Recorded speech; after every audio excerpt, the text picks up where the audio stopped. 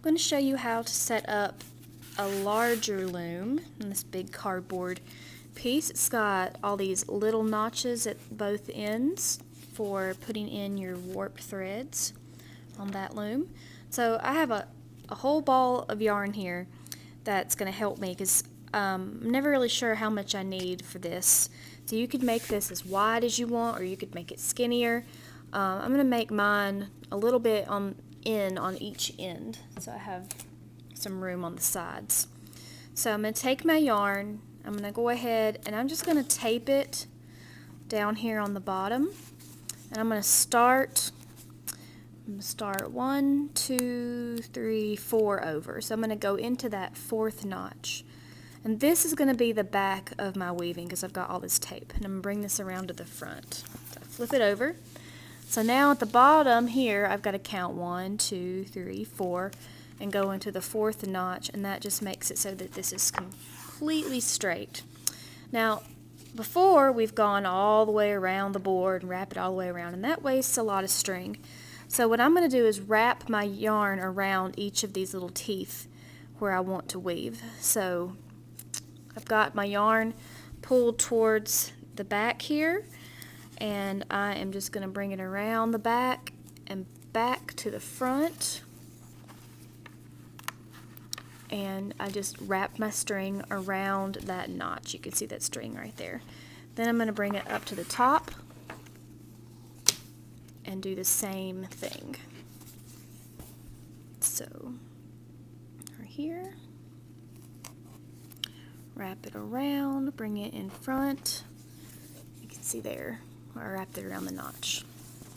And I'll do it again down here, bring it through the notch, wrap it around in front so that there's just a little bit of string right there on the notch. It doesn't go on the back at all. Saves a lot of string because our weaving on this one's only going to be on the front,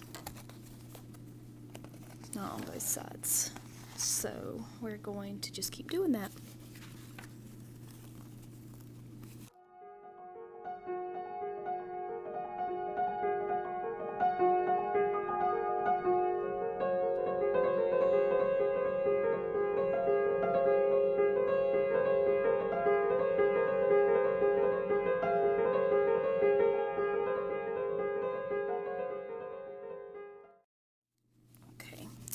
So I'm down to my last one now, and I'm back on the back.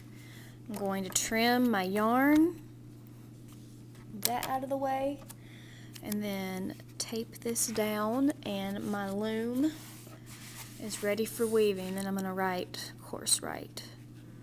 my name on the tape, not on the cardboard because I don't want to ruin that. And now here is my loom ready for me to weave.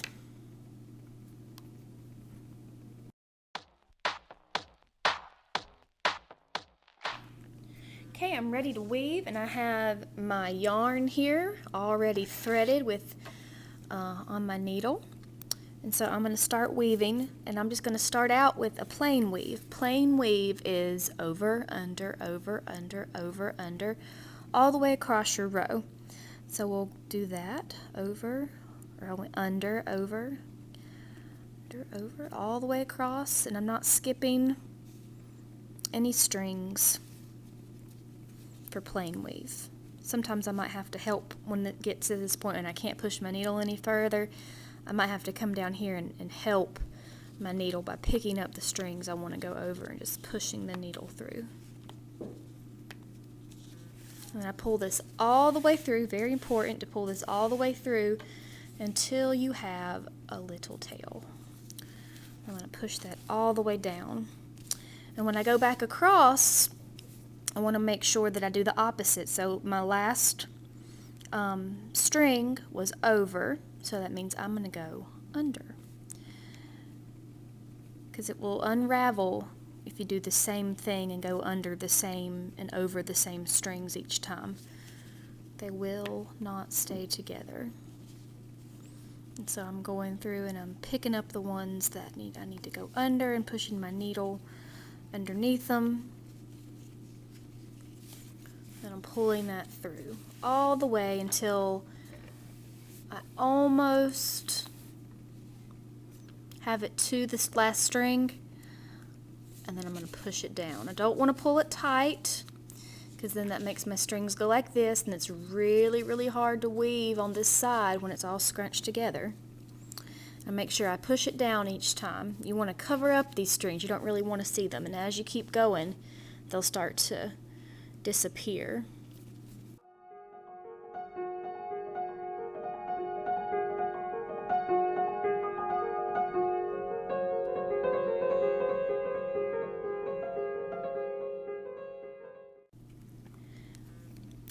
Now I'm going to show you how to add on another string, and we're going to do basket weave, a different weave from plain weave. So to tie on my new string, I'm going to cross my new string, my old string, and my new string over, and then loop around, and then cross them again, and loop through and up, like that. Thread my needle. Basket weave, instead of going over one, under one, basket weave is over two, under two. So you're using two strings at a time instead of just one like plain weave. So here's plain weave, and you'll get to see them right beside of each other. So I'm going to start by going under two, over two, under two, over two. And I just keep my strings in pairs all the way across.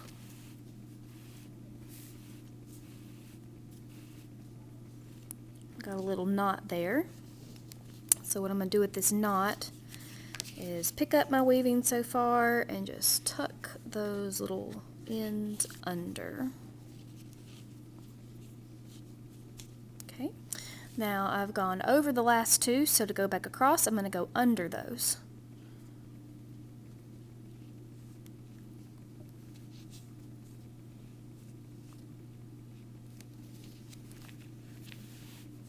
Under two, over two, all the way across.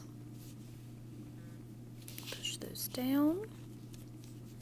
I don't know if you can already see the difference. It does separate your strings a little bit, so you might have to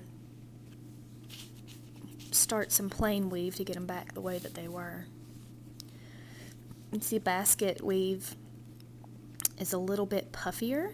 It's not quite as flat as plain weave.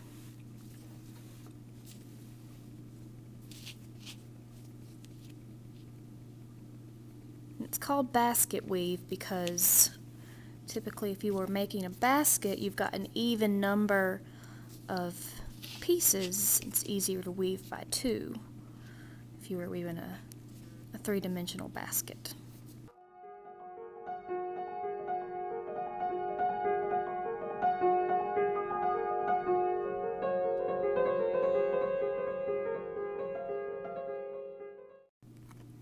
Okay, now I'm set up to start weaving something different. This is called a box weave, and what I did was I did my plain weave, I've done my basket weave, I did another couple of rows of plain weave to just establish my strings back to single strings rather than paired strings for basket weaves. And I can really see the difference between basket weave and plain weave, and pretty different texture. It's pretty cool. So for box weave, I'm just going to end up making a box. I'm only going to weave a few of the strings, not all the way across. So I start out by doing my plain weave across. I'm going to stop a little over halfway. You can stop anywhere you want to. I just wanted to stop mine there. So I really don't like things to be right in the middle on my weavings, but you can do whatever you want. And I push that down, and now I'm only going to weave on these strings. I'm not going to pay attention to these right now. Just going to weave a little box with plain weave. And making sure I don't pull this too tight. I don't want this to happen over here. Remember, I'm trying to keep this a straight rectangle. The more I can do that, the less tightly I pull, the better my weaving will look.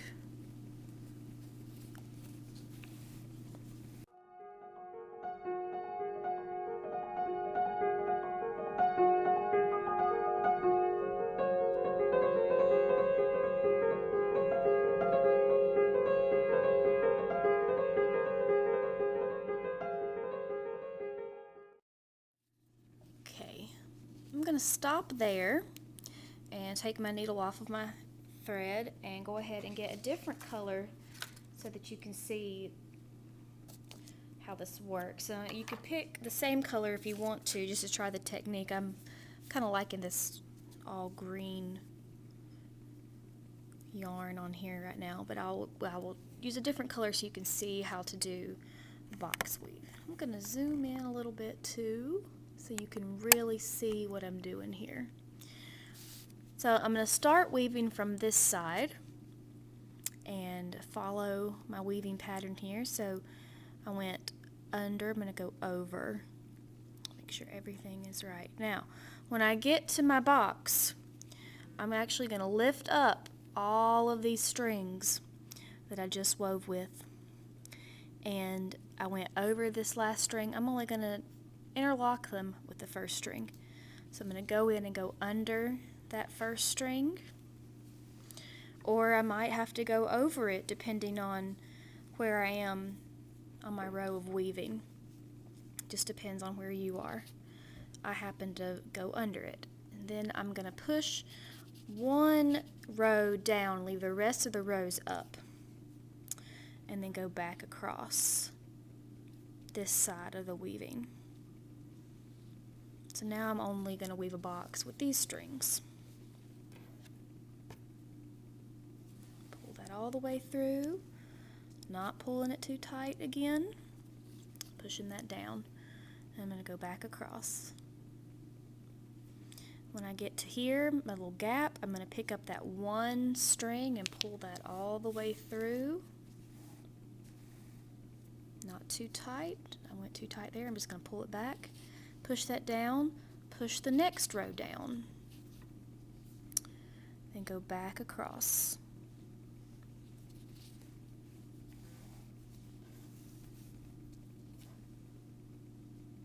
And push that down. Back across. Pick up that next string, pull it through. Push that down, push down my next row, go back across.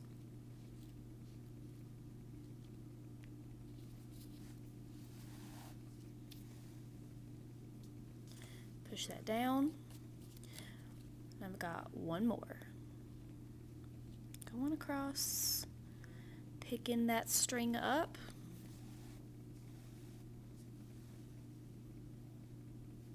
And push down. Push that down too. Go back across.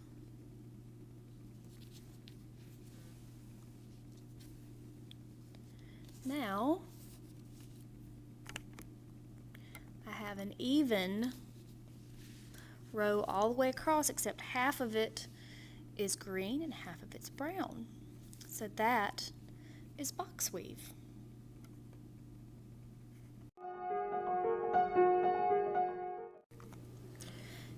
Now I'm going to show you how to do the next type of weaving, which is called Raya, R-Y-A, Raya. And Raya uses a bunch of little strips of yarn that are all cut to about the same length. If they're not exactly the same, you can trim it later after you've already wove them all in. So with Raya, I'm going to take one of my pieces and I'm going to start with just two of the strings. And before I get started with Raya, I always need to start out with some plain weave just to kind of have some weaving already established before I start Raya.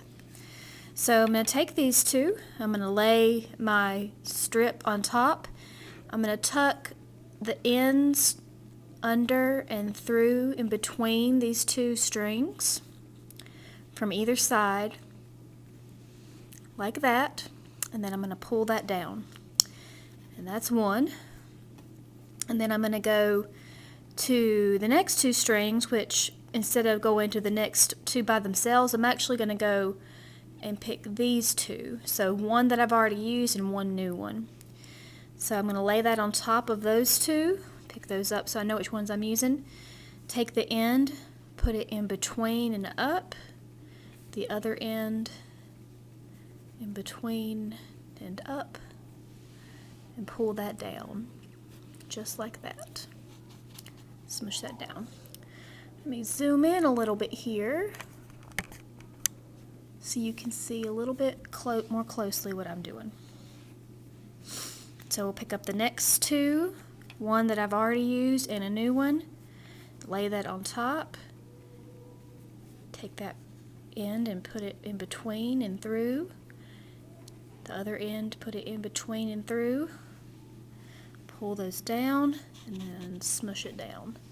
I'm starting to make some little fringe hanging over there. So I'm going to finish this up for you guys.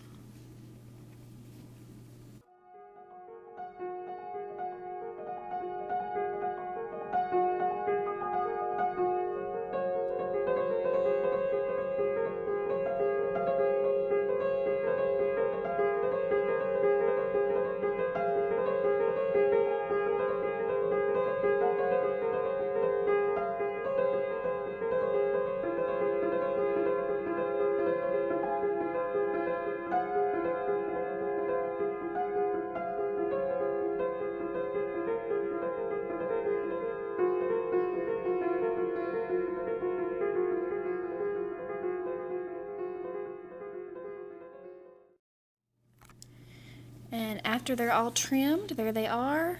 It's a nice little fringe hanging down, and that is the Raya weave.